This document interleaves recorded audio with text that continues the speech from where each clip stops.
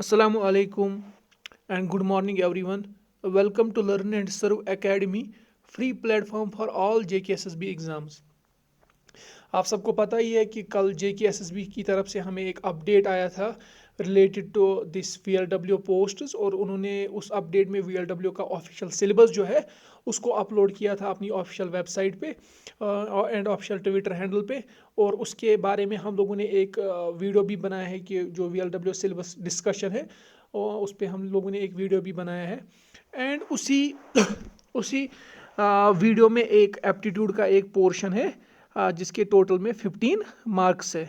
और उसी एप्टीट्यूड में आज हम पहला टॉपिक डिस्कस करेंगे यहाँ पे आप लोगों के साथ और इस टॉपिक का नाम है ratio and proportion. Ratio and proportion आज के टॉपिक में हम रेशियो को यहाँ पे कंप्लीट करने की कोशिश करेंगे।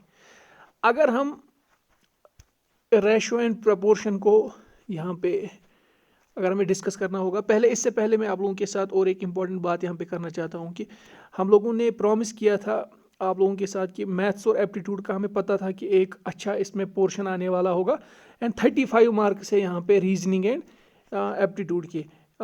जो भी टॉपिक्स रीजनिंग एंड एप्टीट्यूड में है हर एक टॉपिक आप लोगों के साथ हम डिस्कस करेंगे। हर एक टॉपिक का वीडियो लेक्चर हम आप लोगों के साथ डिस्कस करेंगे यहाँ पे।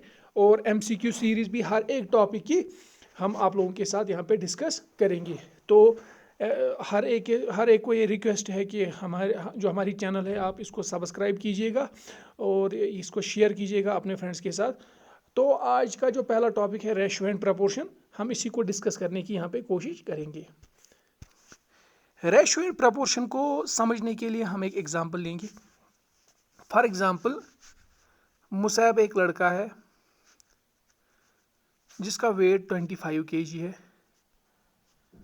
और जो मुसैब का फादर है उसका वेट जो है वो 100 kg है। अब यहाँ पे दो चीज़ें आती है। अगर मैं आप लोगों को बोलूँगा कि जो मुसैब का फादर है उसका वेट कितना ज़्यादा है फ्रॉम मुसैब, आप लोग क्या बोलोगे?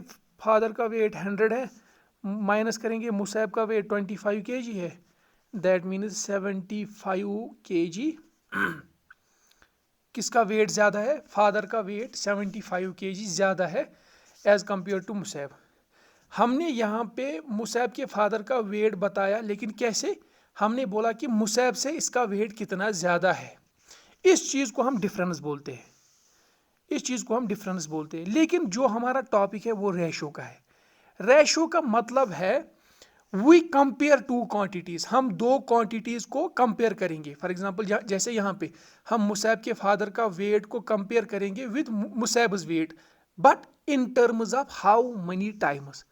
ये इंपॉर्टेंट है, in terms of how many times. इसका क्या मतलब हुआ? यहाँ पे हमने बोला कि मुसैब के फादर का जो वेट है वो 75 kg है ज़्यादा एज कम्पेयर टू मुसैब्स वेट। इसका मतलब ये नहीं हुआ कि हम बोल सकते हैं कि मुसैब का जो फादर है his weight is 75 times more than Musaib, ये तो हम नहीं बोल सकते हैं। फिर हम कैसे बोल सकते हैं कि मुसैब के फादर का weight how many times this is more than Musaib? ये हम कैसे बोल सकते हैं? यहाँ पे तो हमने डिफरेंस माइनस किया था, तो यहाँ पे कैसे हम बोल सकते हैं? हम ये यहाँ पे ऐसे बोल सकते हैं कि अगर फादर का वेट हम देखेंगे कितना है और उसी को डिवाइड हम करेंगे किससे? मुसैब्स वेट से, तो हमें क्या पता चलेगा? फादर का वेट है 75 kg, मुसैब का वेट है 20, इस फादर का वेट है 100 kg, मुसैब का वेट है 25 kg। अगर हम डिवाइड करेंगे 25 1s are 25, 25 4s are 100, that means 4/1। और अगर मैं यहाँ पे ये जो मुसैब का वेट है ये यहाँ से डिवाइड है, अगर मैं यहाँ पे इसको ले जाऊँगा तो ये क्या हो जाएगा? मल्टीपल। तो हम लोगों के पास क्या आएगा? फादर्स वेट इज 4/1 इंटू ये मुसैब्स वेट वहाँ होके क्या होगा? Multiple Musaib's weight. अब मैं यहाँ पे बोल सकता हूँ ना, जो मुसैब का फादर है, his weight is 4/1 times Musaib's weight. अब जो मैंने यहाँ पे बोला ना 4/1 टाइम्स, यानी कि मैंने दो वेट्स को मैंने कंपेयर किया। लेकिन कैसे कंपेयर किया? By saying how many times. मैंने बोला हाउ मनी टाइम्स। कैसे बोला how many times? Father's weight is 4/1 times. ये इसी का मतलब हुआ how many times. How many times को मैंने यहाँ पे रिप्लेस किया बाय 4/1 टाइम्स। 4/1 टाइम्स जो मैं यहाँ पे ये कह पाया by 4/1 times weight of Musayyib.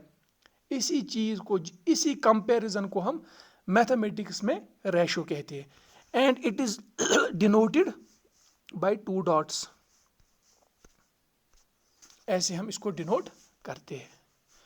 अब आप लोगों को ये समझ आया होगा। अगर मैं इसको दूसरे एग्जाम्पल में आप लोगों के साथ इस दूसरे एग्जाम्पल में यहाँ पे शेयर करूँगा आप लोगों के साथ।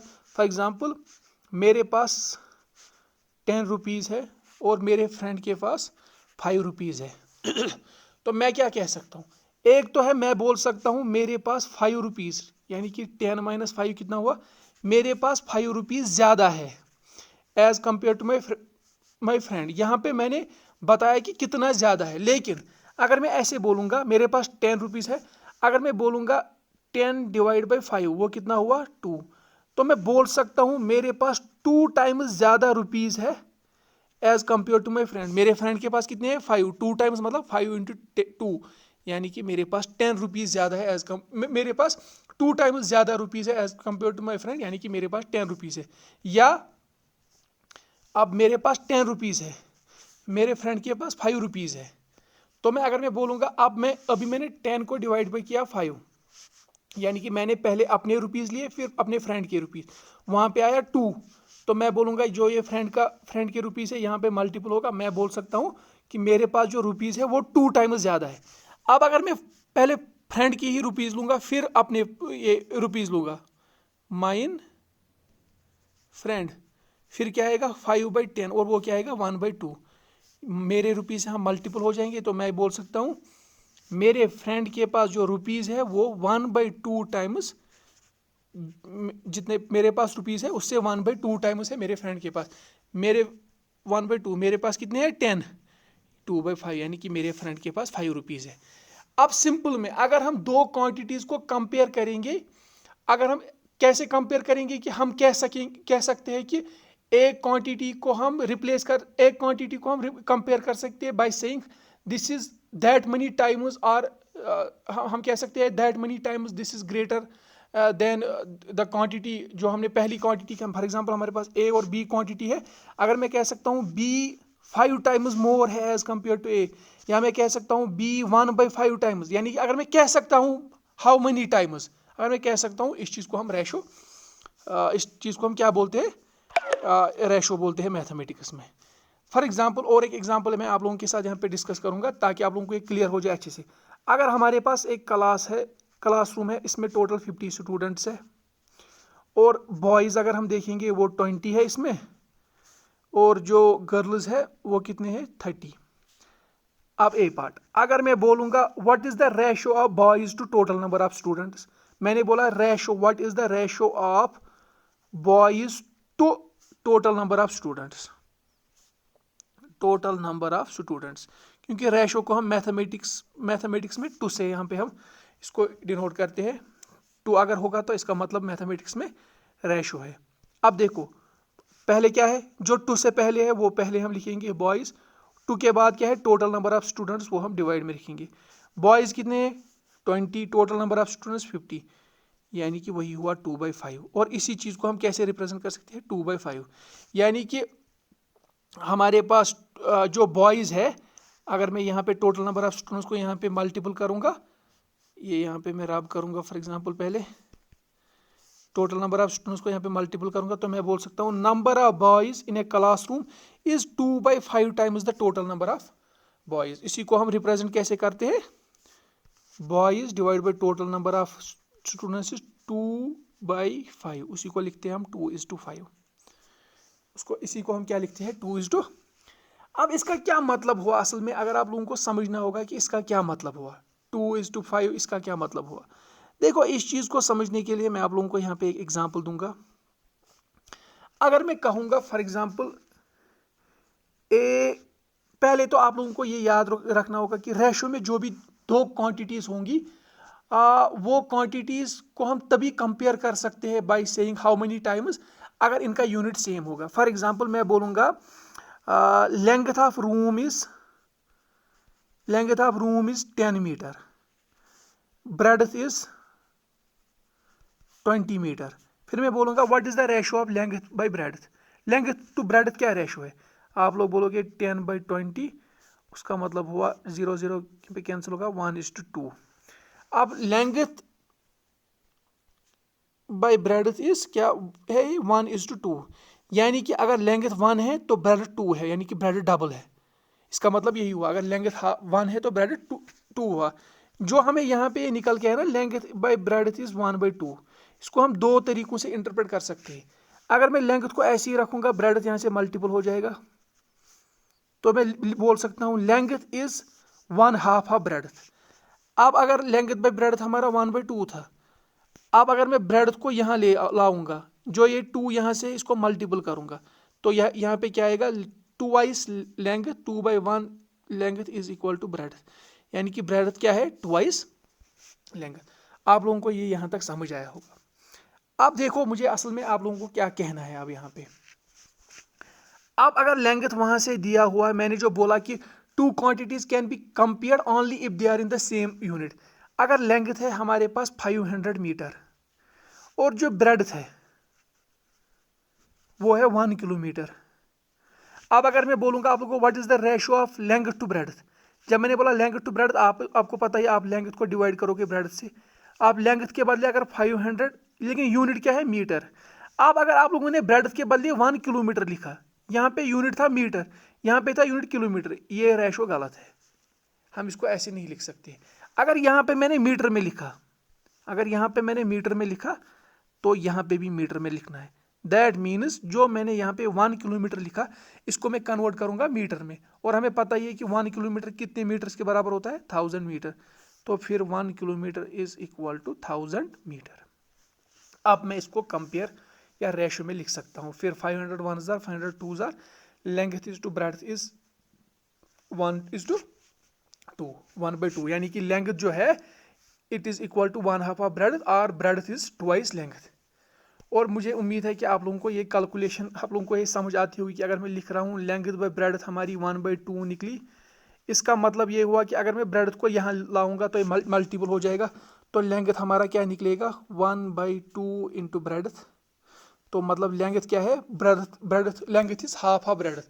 अब अगर मैं ब्रेड्थ को यहाँ पे लाऊंगा, जैसे मैंने यहाँ पे ब्रेड्थ को लाया, अब मैं इस ब्रेड्थ को यहाँ पे ही रखूंगा, इस 1/2 को मैं इधर ले जाऊंगा, यहाँ 2 जो है ये डिवाइड में है तो ये मल्टीपल हो जाएगा, और 1 यहाँ पे मल्टीपल में है, ब्रेड्थ को यहाँ से डिवाइड हो जाएगा। अगर डिवाइड 1 में होगा तो इससे कोई फर्क नहीं पड़ेगा। Then breadth is 2 length. ये आप लोगों को यहाँ तक समझ आया होगा। अब देखो क्वेश्चंस कैसे आते हैं, JKSS भी कैसे इस पे क्वेश्चन पूछेगा। अब फॉर एग्जाम्पल वहां पे होगा, वहां से ही दिया होगा कि A/B, इसका मतलब क्या हुआ? रेशो क्या है? A और B का रेशो कितना है? A और B का रेशो जो उधर से दिया गया है वो है 3:2। वहां से ही दिया गया है कि A/B रेशो इज 3:2। इसका क्या मतलब हुआ? फॉर एग्जाम्पल 2 पर्सन से हमारे पास A एंड B, इनको सैलरी मिलती है इन द रेशो ऑफ 3:2। इसका क्या मतलब हुआ? सिंस A के सामने 3 है एंड B के सामने 2 है, दैट मीन्स A को ज्यादा पैसे मिलेंगे as compare to B, A को ज्यादा पैसे मिलेंगे। अब फॉर एग्जाम्पल 2 को मिला के 1000 रुपीज मिलता है, 2 को मिला के कितना मिलता है? 1000 रुपीज। तो अब हमें या 900 रुपीज या 9000 रुपीज 2 को मिला के मिलता है, लेकिन किस रेशो में? 3:2। ये हमें पता है कि A को ज्यादा मिलेगा, B से ज्यादा मिलेगा। अब देखो इसमें क्या आप लोगों को देखना है, जो A/B है रेशो क्या है? 3/2। अगर आप लोगों को मैं अब बोलूंगा रेशो, तो इनको तो सैलरी मिलती है इन द रेशो ऑफ 3:2, और टोटल सैलरी कितनी मिलेगी दोनों को? 9000। अब अगर मैं बोलूंगा आप लोगों को बोलो A को कितना मिलेगा, फिर तो आप लोगों को क्या करना है? हमें पता है कि A/B कितना है? 3/2 सैलरी का। यानी कि इसका क्या मतलब हुआ, अगर मैं इन दो को ऐड करूंगा, ए प्लस बी दोनों को ऐड करूंगा, तो कितने कितने ये पार्ट्स यहाँ पे मिलते हैं, 5 पार्ट्स। इसका मतलब हुआ अगर मैं 9000 को 5 इक्वल पार्ट्स में डिवाइड करूंगा, पहले मैं समझाऊंगा इसका क्या मतलब हुआ। अगर मैं 9000 को 5 इक्वल पार्ट्स में डिवाइड करूंगा, जब मैंने 9000 को 5 इक्वल पार्ट्स में डिवाइड किया, फिर इस 5 इक्वल पार्ट्स में अगर आप यहाँ पे देखोगे, ए को कितने पार्ट्स मिलेंगे, ए को 3 पार्ट्स मिलेंगे, बी को 2 पार्ट्स। इसका क्या मतलब हुआ, अगर मैंने 9000 को 5 इक्वल पार्ट्स में डिवाइड किया, 1 2 3 4 5 पार्ट्स में 3 किसको मिलेंगे, वो ए को मिलेंगे, ए एंड बी को कितने मिलेंगे, 2। अब 9000 को अगर हम 5 इक्वल पार्ट्स में डिवाइड करेंगे तो कितना होगा, 5 1 ज़र 5 40, 5 8 ज़र 40, 0 0। यानी कि 9000 को मैं अगर इक्वल 5 पार्ट्स में डिवाइड करूंगा, वो है 1800 1800 1800 1800 1800। इसका मतलब, और इस 1800 में ए को कितने पार्ट्स मिलेंगे, 3, वो कितना हुआ 3000, 2400, 5400। और इसको कितना मिलेगा, बी को, ये ए को मिलेंगे 3 पार्ट्स, बी को 2 पार्ट्स, वो कितने हुए 3600। और टोटल में 5 3 8000, 6 4000 हो गया 9000। लेकिन अब एग्जाम में आप उनको क्वेश्चन ही आया कि ए इज टू बी की जो सैलरी है वो कैसे हम देंगे, 3:2 पार्ट्स में, और ए को और टोटल सैलरी 9000 देनी है। अब आप लोगों को वहां पे ये डिवाइड वगैरह, ये पार्ट्स वगैरह नहीं करना है। आप लोगों को अगर बोला जाएगा कि ए को कितना सैलरी मिलेगी 9000 में, अगर सैलरी को हम डिस्ट्रीब्यूट करते हैं इन द रेशियो ऑफ 3:2, आप लोगों को देखना है ए के सामने क्या है, 3, आप लोग 3 रखोगे, डिवाइड बाय टोटल पार्ट्स कितने हैं, 3 + 2 कितना हुआ 5, मल्टीपल आप लोग करोगे 9000 से। आप देखो 5 1 ज़र 5, 5 1 ज़र 5, यहाँ से 4 40, 5 8 ज़र 40, 0 0, 3 × 1800 दैट इज 0 0 3 8 24 2 3 5, 5400 रुपीज़ ए को मिलेंगे। अगर आप लोगों को मैं बोलूँगा बी को कितना मिलेगा, हमें पता है ये ए इज टू बी किसके में है, 1 3:2। अब अगर मैं बोलूँगा आपको टोटल कितनी सैलरी देनी है, 9000। अगर मैं आप लोगों को बोलूँगा बी को कितना मिलेगा, आप लोग क्या बोलोगे, बी को मिलेगा, इसके कितने पार्ट्स है बी के, क्योंकि बी सेकंड है, 2 है, टोटल पार्ट्स कितने हैं, 5 × 9000, 5 1800 ज़र 2 × 1800 3600। ये आप लोगों को क्वेश्चन समझ आया यहाँ पे। अब वहाँ पे क्वेश्चन कभी ऐसे भी आ सकता है, 3 पर्सन है, ए बी सी, और इनका जो रेशो है वो है 3:2:5। यानी कि एक मतलब एक बॉस है, उसको 1260 रुपीज़ फॉर एग्जांपल उसको डिस्ट्रीब्यूट करने हैं among person A B and C, और किस रेशो में, इन द रेशो ऑफ 3:2:5। यानी कि 1260 के अगर हम टोटल कितने पार्ट्स करेंगे, 5 + 2 7 + 3 10 पार्ट्स अगर हम टोटल बनाएंगे, किसके 1260 के अगर हम 10 पार्ट्स बनाएंगे, इन 10 पार्ट्स में 3 किसको मिलेंगे, ए को, 2 पार्ट्स किसको मिलेंगे, बी को, 5 पार्ट्स किसको मिलेंगे, सी को। अगर मैं इसको फिर से एक्सप्लेन करने की कोशिश करूंगा, पहले देखो 3:2:5, इसको हम ऐड करेंगे, 5 3 8 + 2 10। अब 1260 को अगर 10 इक्वल पार्ट्स में हम डिवाइड करेंगे तो वो कितना आएगा, 0 0 कैंसिल, 126। यानी कि हर एक पार्ट कितना होगा, 126। पहले मैं आप लोगों को एक्सप्लेन करता हूँ कि इसका मतलब क्या हुआ, मैथमेटिकली इसका क्या मतलब है, फिर मैं ट्रिक बोल रहा हूँ। अगर मैं इसको 10 पार्ट्स में डिवाइड करूँगा, 126 रुपीज़ का एक नोट है हमारे पास, फिर दूसरा है, फिर तीसरा है, 4th 5th 6th 7th 8th 9th and 10th। इसमें ए को कितने पार्ट्स मिलेंगे, 3, ए को 3 मिलेंगे, यानी कि ये 3 ए को मिलेंगे। ए को कितना मिलेगा फिर, 126 + 126 + 126, यानी कि 126 × 3, 3 6 ज़र 18, 3 2 ज़र 6 7 3। ए को कितना मिलेगा, 378। फिर बी को कितने पार्ट्स मिलेंगे, अब दूसरा है, बी को 2 पार्ट्स मिलेंगे, बी को 2 पार्ट्स, यानी कि ये 2 आप किसको मिलेंगे, बी को, that is 126 into 2, 2 6 are 12, 2 are 4 5, 2 1 are 2, 252 B को मिलेगा। और आखिर के 5 पार्ट्स किसको मिलेंगे? ये सी को मिलेंगे। आखिर के 5 पार्ट्स किसको मिलेंगे? सी को। तो सी को कितना मिलेगा? 126 इंटू 5, 5 6 आर 30, 5 2 आर 10, 13, 5 1 आर 5, 6, 630 किसको मिलेगा? सी को मिलेगा। ये मैथमेटिकली मैं आप लोगों को मतलब समझा रहा हूँ। लेकिन अब अगर वहां पे सीधे दिया होगा, बोलेंगे वो, बोलो सी को कितना मिलेगा। अगर एक बॉस को 1260 रुपीज डिस्ट्रीब्यूट करने हैं among the persons A, B and C in the ratio of 3:2:5। अब आप बोलो फिर C को कितना मिलेगा। आप लोग क्या बोलोगे? C के कितना है? C के रेशो में 5, यहां पे मैं लिखूंगा C के रेशो में कितना है? 5 टोटल में। फिर मैंने बोला डिवाइड में क्या करना होता है? टोटल। 5 + 2 + 3 यानी कि 10। और कितना डिस्ट्रीब्यूट करना है वो मल्टीपल करेंगे। 1 2 6 0 0 0 कैंसल, 5 6 आर 30, 5 2 आर 10, 13, 5 1 आर 5, 630 जो यहाँ पे भी हमें निकल के आया। तो ये आप लोगों को यहाँ तक ये आप लोगों को समझ आया। अब ऐसे ही क्वेश्चन आ सकता है वहाँ पे, आप यहाँ खुद से ही करोगे। A:B:C:D इज, वहाँ से क्या दिया है, क्या रेशो है ABCD का।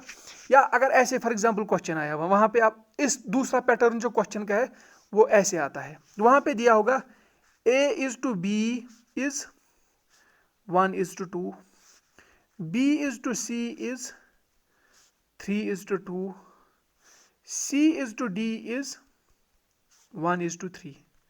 और फिर वहां पे क्वेश्चन होगा, आप लोग, ये सबसे कॉमन क्वेश्चन है जो JKSSB पूछता है। इसमें फिर क्वेश्चन आएगा, आप बोलो ratio of A:B:C:D।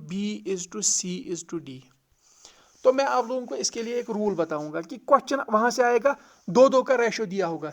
A:B is 1:2, B:C is 3:2, C:D is 1:3। फिर आप उनको बताएंगे what is the ratio of A:B:C:D। अगर आप यहाँ पे देखोगे B के अकॉर्डिंग क्या है? 2। और यहाँ पे, लेकिन क्योंकि यहाँ पे B सेकंड पे है तो डिवाइड में यहाँ पे 2 आएगा। यहाँ पे B फर्स्ट प्लेस पे है तो यहाँ पे क्या रेशो आएगा इसका? अकॉर्डिंग 3। यहाँ पे 2 है, यहाँ पे 3 है। तो अब हमें पता ही नहीं हम यहाँ पे 2 लिखेंगे कि 3 लिखेंगे। ऐसे ही यहाँ पे C के अकॉर्डिंग क्या है? 2। और यहाँ पे C के अकॉर्डिंग क्या है? 1। अब C पे 2 लिखेंगे कि 1 लिखेंगे, ये मत पता है हमें। देखो इस चीज को कैसे हम सॉल्व करते हैं। जो ये B यहाँ पे 2 है और जो यहाँ पे B है ये 3 है, हम इसको कॉमन, हम इसको सेम बनाने की कोशिश करेंगे। फॉर एग्जांपल हमारा A:B क्या है? 1/2। और हमारा B:C क्या है? वो है 3:2। अब अगर मैं फॉर एग्जांपल जो ये B है यहाँ पे मैं इसको 6 बनाने की कोशिश करूंगा। ये B कैसे 6 बनेगा? अगर मैं यहाँ भी मल्टीपल 3 से करूंगा, न्यूमरेटर में भी मल्टीपल 3 से करूंगा, फिर कोई फर्क ही नहीं पड़ेगा क्योंकि ये 3 और 3 कैंसिल हो सकते। 3 1 आर 3, 3 2 आर 6। ये वापस बन सकता है 3 1 आर 3, 3 2 आर 6, 1/2 जो यहाँ पे लिखा था 1/2। तो मैंने ऊपर भी मल्टीपल किया 1/2, नीचे भी मल्टीपल किया मैंने ऊपर भी मल्टीपल किया 3, नीचे भी मल्टीपल किया 3, इससे कोई फर्क नहीं पड़ा। लेकिन सिर्फ इससे A की वैल्यू 1 के बदले अब क्या बनी? 3। और B की वैल्यू 2 के बदले क्या बनी? 6। यानी कि मैंने B को क्या बनाया? 6। अब अगर मैं आप लोगों को बोलूंगा मैं यहाँ पे भी B को 6 बनाऊंगा तो कैसे बनेगा B 6? मैं मल्टीपल करूंगा 2 से, ऊपर भी नीचे भी, ताकि कोई फर्क नहीं पड़ेगा क्योंकि 2 और 2 कैंसिल हो सकता है। 3 2 आर 6, 2 2 आर 4। अब यहाँ पे इसकी क्या वैल्यू आई?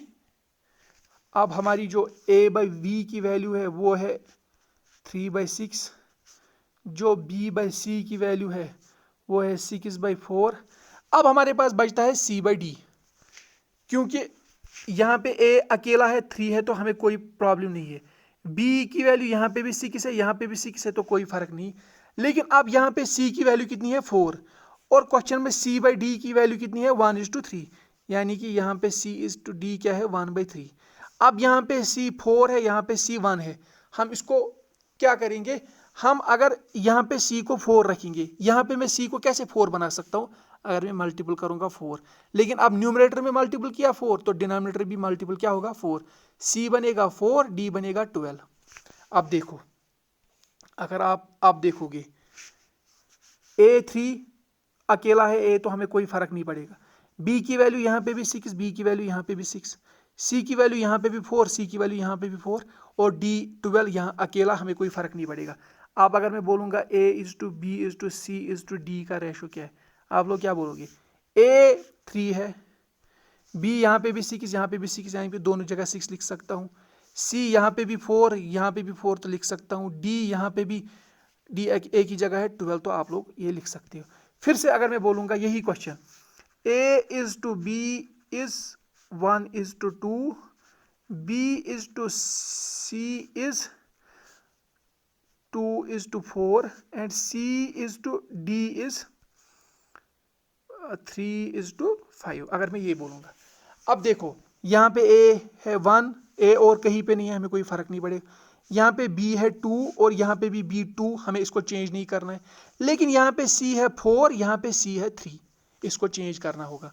हमें पता ही है B/C किसके बराबर है, यहाँ पे 2/4, B/C इज 2/4 एंड C/D कितना है 3/5। हम इसको क्या करना है, हमें इसको बराबर करना है यहाँ पे। अब देखो अगर मैं B तो हमें चेंज करना ही नहीं है, क्योंकि B यहाँ पे भी 2 है, यहाँ पे भी B 2 है, इसको हमें चेंज नहीं करना है। लेकिन यहाँ पे C 4 है, यहाँ पे C 3 है, तो कैसे चेंज कर सकते? हम क्या करेंगे, हम अगर फॉर एग्जांपल यहाँ पे मैं C को अगर मैं 12 अगर मैं C को बनाऊंगा, देखो 12 कैसे मैं बना सकता हूँ, C को मैं कैसे 12 बना सकता हूँ, यहाँ पे भी मल्टीपल 3 करूँगा, यहाँ पे भी मल्टीपल 3 करूँगा, 2 3s are 6, 2 4 3s are 12। अब यहाँ पे सिंस यहाँ पे मैंने C को 12 बनाया, तो यहाँ पे भी C को क्या बनाना है 12। कैसे बनाएंगे, मल्टीपल 4 करेंगे, यहाँ पे भी मल्टीपल 4 करेंगे, 3 4s are 12, 5 4s are 20। अब देखो A हमारा क्या है, A तो अकेला है 1, कोई फर्क नहीं पड़ेगा, हम भी 1 लिखेंगे। इज टू B कितना है, B यहाँ पे भी 2 था, B यहाँ पे भी 2 था, B यहाँ पे भी 2 है, तो कोई फर्क नहीं पड़ेगा 2। C हमारा अब क्या बनाया हमने, C को 12 और D हमारा अपना ही क्या है जो हमने चेंज किया 20, 1:2:12:20। तो आप लोगों को ये यहां तक समझ आया होगा। अब अगर ऐसी फॉर एग्जांपल एक क्वेश्चन है कि mother wants to divide ₹36 between her daughters, एक माँ है उसके पास 36 रुपीज़ है और उसको ये डिस्ट्रीब्यूट करने हैं अमंग 2 डॉटर, उसकी 2 बेटियां हैं, एक का नाम है फॉर एग्जांपल X, दूसरी का नाम है Y। इसको ₹36 को डिस्ट्रीब्यूट करना है X और Y में, और इसने बोला इनको कि जिसकी जितनी एज है उसी के अकॉर्डिंग उसको पैसे मिलेंगे। यानी कि अगर किसी की एज ज़्यादा है उसको ज़्यादा पैसे मिलेंगे, जिसकी एज कम है उसको कम पैसे मिलेंगे। जो X की एज है 15 ईयर्स और जो Y है इसकी एज है 12 ईयर्स। यानी कि इसने इनको बोला आप लोगों को मैं पैसे दूंगी इन द रेशो ऑफ 15:12। अब टोटल रुपीस कितने डिस्ट्रीब्यूट करने हैं 36। आप अगर मैं बोलूंगा आपको X को कितना मिलेगा, अभी हमने पढ़ा इसके बारे में कि जिसको देने हमें X को देने हैं, हमें देखना है कि इसका रेशो कितना है, वो है 15। हमें देखना है कि टोटल कितना है, टोटल कितने पार्ट से 15 + 12 वो हुआ 27, और देना कितना है टोटल में 36 रुपीज़, वो मल्टीपल करेंगे। 9 4s are 36, 9 3s are 27, 3 1s are 3 5s are 5 × 4 is 20। यानी कि X को कितने रुपीज़ मिलेंगे फिर 20 रुपीज़, और Y को कितना मिलेगा, तो इसके लिए हमें क्या देखना है, Y का क्या है 12 डिवाइड बाई टोटल कितने हैं 27 और देना कितना है 36। 9 3s are 27, 9 4s are 36, 3 1s are 3 4s are 12, 4 4s are 16। यानी कि Y को 60 मिलेंगे। टोटल देना था 36, 20 किसको मिलेंगे X को, Y को 16, टोटल 36। मैं उम्मीद करता हूं कि आप लोगों को यहाँ तक ये समझ आया होगा। इसी स्पीड इसी पेस के साथ हम कंटिन्यूसली आप लोगों के साथ वीडियो लेक्चर्स को शेयर करेंगे। तो आप लोगों से रिक्वेस्ट है कि इस चैनल को सब्सक्राइब कीजिए और बाकी दोस्तों के साथ इस चैनल को शेयर कीजिए। अगर आप लोगों को ये लेक्चर पसंद आएगा तो हमें कमेंट बॉक्स में ज़रूर बताइएगा कि आप लोगों को कैसा लगा, कोई चेंज मत आप लोग चाहते हो तो उसको हाईली अप्रिशिएट किया जाएगा। Thank you.